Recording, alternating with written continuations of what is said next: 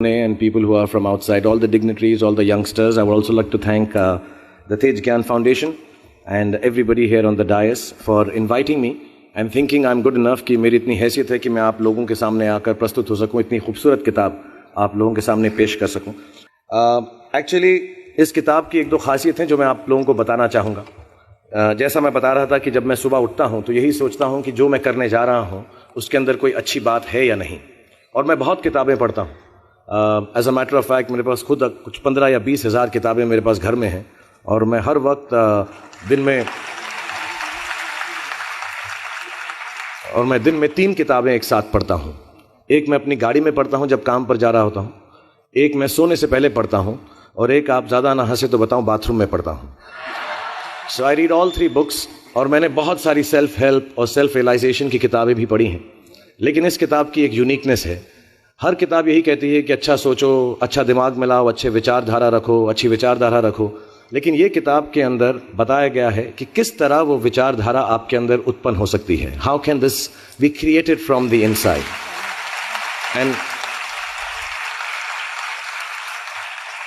And the second unique quality of this book is कि ये सब कहना बहुत अच्छा है कि अच्छी विचारधारा रखो, लेकिन हमारे अराउंड इतनी नेगेटिविटी रहती है. हम हमेशा बुरे ख्याल इंसान को बहुत जल्दी आ जाते हैं. बट ये किताब के अंदर ये भी बताया गया है कि कैसे वो सेंटर को, वो सोर्स को टैप करके हम बुरे ख्यालातों से बचें. As a matter of fact ये हमारी ज़िंदगी की सबसे बड़ी लड़ाई होनी चाहिए. मैं इस किताब में से 2 पंक्तियाँ आपको बताना चाहूँगा कि हमें लगता है कि विचारों वाला रावण ज़्यादा शक्तिशाली है, पर उसे ताकत कहाँ से मिलती है? उसे ताकत हमसे ही मिलती है, हमारी सोच से मिलती है.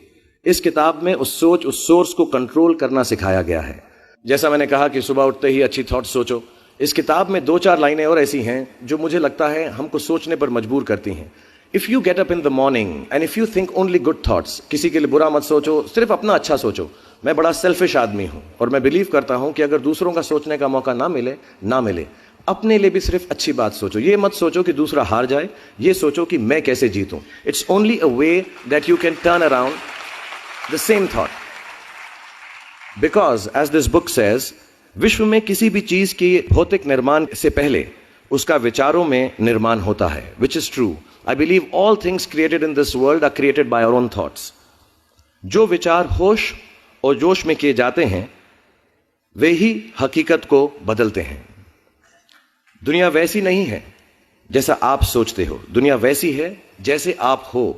सो जो भी आपको कभी कभार दिल में आता है कि ये इंसान में से अच्छाई नहीं कर रहा है, ये घटिया है, ये बुरा है, ये जो सिचुएशन है अच्छी नहीं है, as a matter of fact अगर आप अपना नजरिया बदल के रात को सोने से पहले उसी आदमी के बारे में उसके पॉइंट ऑफ व्यू से देखें, उसी सिचुएशन को एकदम नेगेटिविटी के बिना देखें, तो आपको मालूम पड़ेगा कि सिचुएशन इतनी बुरी नहीं है. आपके अराउंड जो लोग हैं, दोस्त हैं या दुश्मन जिन्हें आप समझते हैं, वो एक्चुअली दुश्मन नहीं है. So it is the way you think of the world, that is how the world will look to you, is the most important aspect of this book. मैं जब छोटा था तो कैसा सोचता था, मैं सोचता था कि इतना बड़ा स्टार बन जाऊंगा.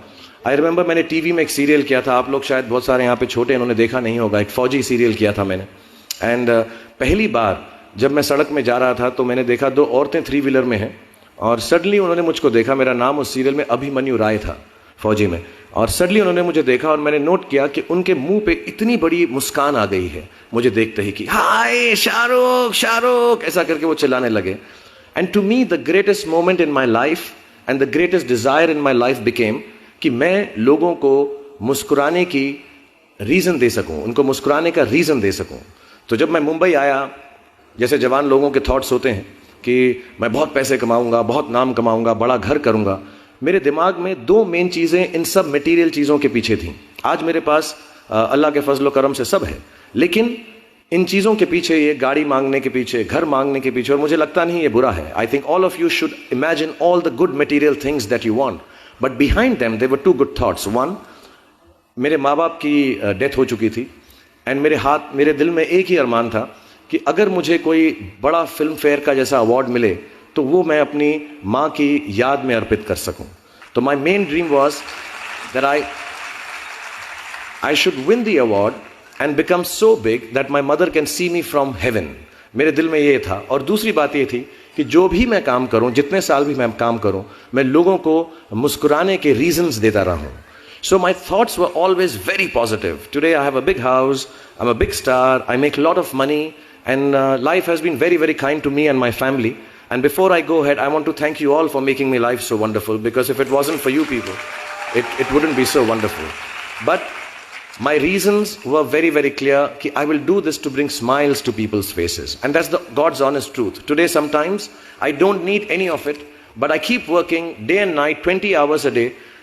मेरे बेटे का जन्मदिन था और उसने कहा आप मेरे साथ नहीं हो. नहीं, मैंने कहा मैं काम पे जाऊंगा, बिकॉज लोगों की मुस्कुराहट मेरे लिए सबसे ज्यादा अहम है. So if you have a good reason